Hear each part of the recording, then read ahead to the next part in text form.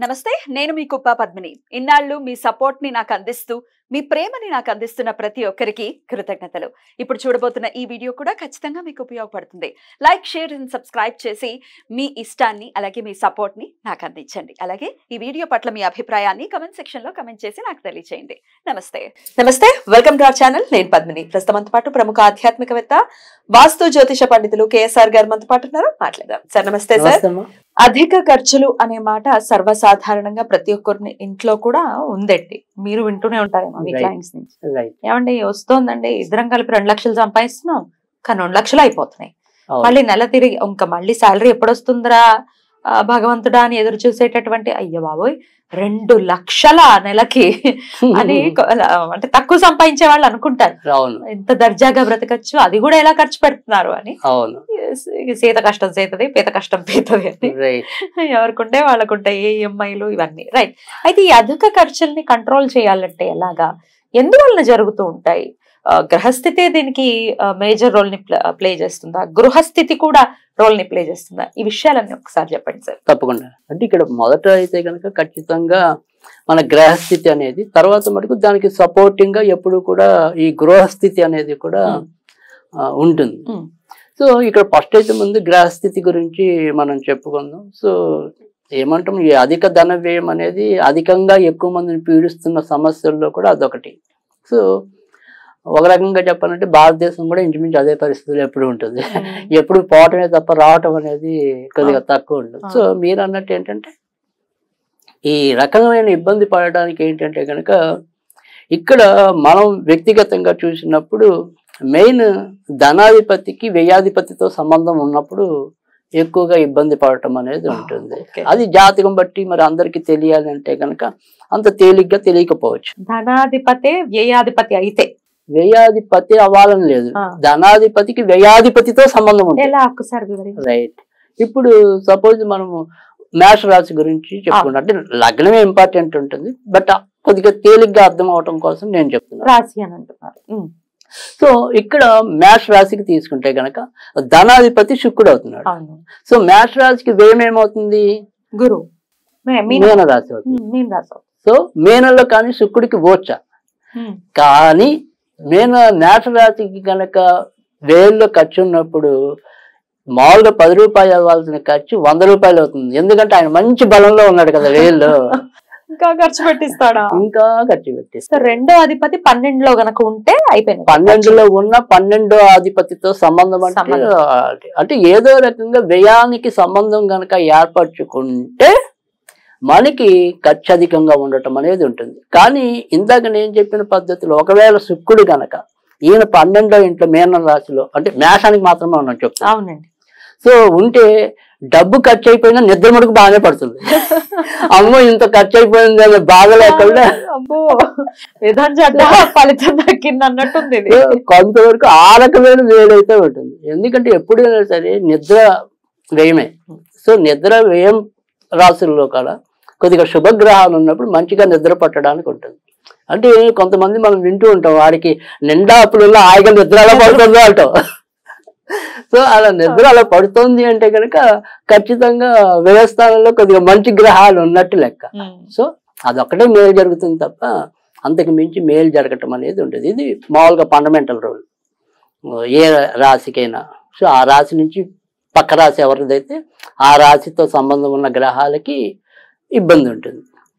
ఇక్కడ వ్యక్తిగతంగా వాస్తుకి వచ్చినప్పుడు, ఈ వాస్తుకి వచ్చినప్పటికి ఏంటంటే మనకి 3 విషయాలు, అంటే 3 దిక్కులు. ఈ 3 దిక్కులు కూడా కొంత లోపాలు లేకుండా ఉండటం అనేది ఇంపార్టెంట్. ఒకటి ఉత్తరం అనేది లోపం ఉండకూడదు. తర్వాత పడమర వాయువ్యం అనేది ఖచ్చితంగా బాగుండాలి. తర్వాత తూర్పు ఆగ్నేయం కాకుండా దక్షిణ ఆగ్నేయం బాగుండాలి.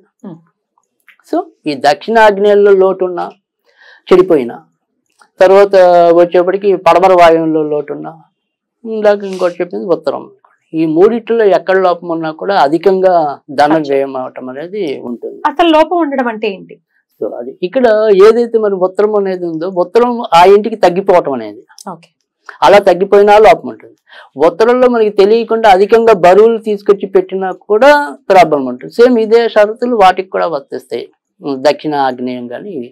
అయితే ఇక్కడికి వచ్చేప్పటికి ఏంటంటే పడమర వాయువ్యం పెరిగినప్పటికీ కూడా శాస్త్రం కొంతవరకు ఏం అందు కానీ వాస్తు శాస్త్రం ఈ దక్షిణ ఆగ్నేయం పెరగటం కానీ లేదా తూర్పు ఆగ్నేయం కానీ పెరిగినప్పుడు ఇబ్బందులు మనం వివర్ణించడం అనేది ఉంటుంది.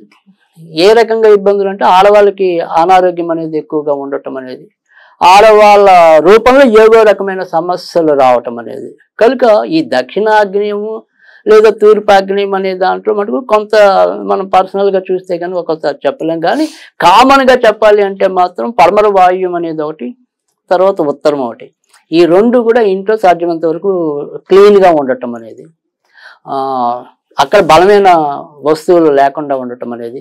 తర్వాత వాయువులు వచ్చేప్పటికి బాత్రూమ్లు అవి కరెక్ట్గా ఉన్నాయి, ఎందుకంటే వాయువుల్లోనే మనం ఎక్కువగా బాత్రూమ్లు పెట్టడం అనేది ఉంటుంది. సో అక్కడ వచ్చేప్పటికి ఏమవుతుందంటే ఈ ఇదేదైతే మనం టాయిలెట్ ఏదైతే ఉంటుందో అది కమాల్ అది పొరపాటున వాయువులు కాకుండా ఇటు పక్కన మనం డిగ్రీస్లో చూసినప్పుడు అది ఎక్కువ శాతం ఇళ్ళలో నైరుతికి వెళ్ళిపోతుంటుంది. అలా వెళ్ళినప్పుడు అధికంగా ఇబ్బందులు పడటం అనేది ఉంటుంది. సో అప్పుడు ఆర్థికంగా ఇబ్బందులు ఎదుర్కోవటం అనేది ఉంటుంది.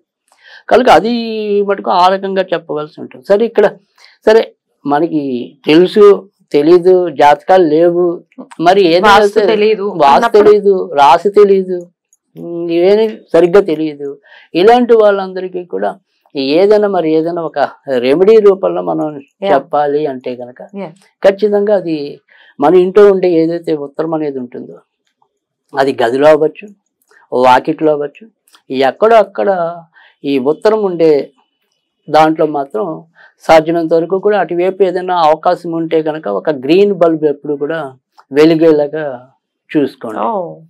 సో ఆ రకంగా కొంతవరకు ఇబ్బందులు తగ్గటం అనేది. తర్వాత రెండోది ఏం చేయాలి అంటే కనుక ఏదైనా ఒక రాగి పాత్రలో, ఈ రాగి పాత్రలో ఖచ్చితంగా మనం రాగైనా పనికొస్తుంది, మళ్ళీ ఇత్తడైనా పనికొస్తుంది, బంగారం వెండి పనికిరావు. రాగి ఏదైనా ఉండొచ్చు, ఇత్తడిదైనా ఉండొచ్చు, ఈ రెండు ఏది ఉంటే అది. ఆ పాత్రలో ఎప్పుడూ కూడా మనము కొద్దిగా నీళ్లు సగానికే పోయాలి. ఈ సగం మీద మనం ఎప్పుడు కూడా యాలకులు వేసి ఉంచాలి, అవి కూడా 5 ఉండాలి. సో యాలకులు ఉత్తరంలో పెట్టేసుకో. రైట్. అలా చేస్తే కనుక కొంతవరకు ఈ ధనం ఆగటం అనేది, ప్రవాహం ఆగటం అనేది చేంజ్ చేస్తూ ఉండాలండి. అంటే ఇది వారానికి ఒకసారి అలా చేంజ్ చేస్తే సరిపోతుంది. బట్ చేంజ్ చేయాలి కొద్దిగా, అవే నీళ్లు కాకుండా కనీసం వారానికి ఒకసారి చేంజ్ చేయాలి. ఈ ప్రక్రియని ఈశాన్యంలో పెడుతూ ఉంటారు చాలా మంది ఆడవాళ్ళు. అంటే ఈశాన్యంలో వీళ్ళు ఏంటంటే ఒక చెంబులో కొద్దిగా నీళ్ళు వేసి కొన్ని పువ్వులు వేసి అలా పెట్టే వాళ్ళు కూడా మనము చూస్తూ ఉంటాం.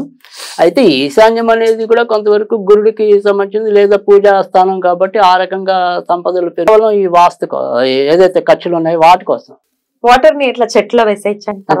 అది ఈ నీళ్లు ఎక్కడైనా వేసుకోవచ్చు, తప్పేం లేదు. ఎందుకంటే మనం ఏం పూజ చేసినవి కాదు కదా, అందుకని అలాగనే వేసుకోవచ్చు. రైట్. సో ఈ విధంగా మనం గనక చేసుకుంటే డెఫినెట్ గా ఖర్చులు అనేవి తగ్గి ఎంతో కొంత ఆదాయం పెరిగేటటువంటి పరిస్థితి ఉంటుంది అని చెప్తున్నారు. బ్యూటిఫుల్ అండి. స్విచ్ వర్డ్ కూడా ఏదైనా చెప్తారా? స్విచ్ వర్డ్ గా చెప్పాలి అంటే గనక ఏమంటారు, ఇంక్రీజ్, అంతే. ఇంక్రీజ్. రైట్. రైట్. బ్యూటిఫుల్. చాలా అద్భుతంగా మాకు వివరించారు సార్. కృతజ్ఞతలు. నమస్తే.